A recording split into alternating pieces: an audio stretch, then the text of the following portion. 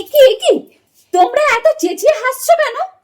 এত চেঁচিয়ে হেসো না, বাবুর বুকে কষ্ট হয় এত জোরে জোরে হাসলে। আস্তে আস্তে। বাবু একটু শোন। বৌমা, এই হাতা কাটা নাইটিটা কি তোমার? ও আচ্ছা, এই নাও।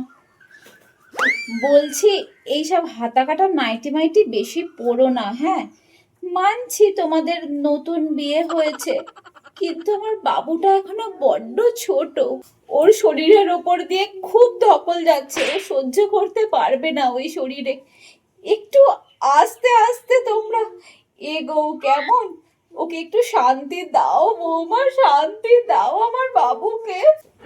বাবু একটু শোন। সোনা সোনা, কামন বেবি সোনা। কি গো, এরা কি আজকেই বেবি বার করে ছাড়বে? সর্বনাশ হলো গো আমার। বাবু একটু শোন। বৌমা, তুমি তো বাবার বাড়ি যাচ্ছ। বাবার খুব শরীর খারাপ, যেতেই হবে। না না, আমি সেই কথাটা বলছি না, তুমি যাচ্ছ যাও, কিন্তু রাতে বাবুকে যেন আটকেও না, বাবুকে ছেড়ে দিও, ঠিক আছে? শোনো শোনো। বাবু একটু শোন।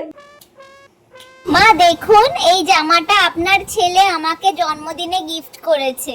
বাহ, খুব ভালো হয়েছে দেখতে জামাটা।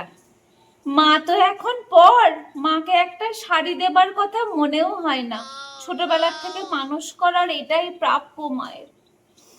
বাবু একটু শোন। আসলে না, বাবুর কুণ্ডলিতে বলা আছে ওর শ্বশুর বাড়িতে যেন রাত্রিবাস না করে। রাত্রিবাস যদি করে তাহলে আমার বাবুর খুব বড় ক্ষতি হয়ে যাবে। বৌমা, তুমি এই সর্বনাশটা করো না। ওকে ঠিক সময় পাঠিয়ে দেবে। ও যদি আসতেও না চায় না, ওকে ঠেলে ঠেলে পাঠিয়ে দেবে। বলবে আমার কাছে এসে যেন থাকে, কেমন? একটাই তো ছেলে আমার, বলো। আমার ছেলের যদি কোনো ক্ষতি হয় আমি চোখে দেখতে পারবো না বৌমা। ওর কোনো ক্ষতি হতে দিও না, তোমার দুটি পায়ে পড়ি বৌমা, ওকে পাঠিয়ে দিও।